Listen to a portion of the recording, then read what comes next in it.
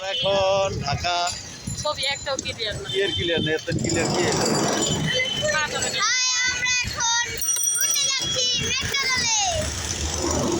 এর আগে একবার ঘুরে গেছিলাম, মজা পেয়েছি। এখন আমরা আবারও উঠবো। এই যে মাতাবে বলতেছে অনেক মজা পাইছে ঘুরা। আমরা এখন রিক্সা দিয়ে কমলাপুর থেকে মেট্রো রেল স্টেশনে যাব।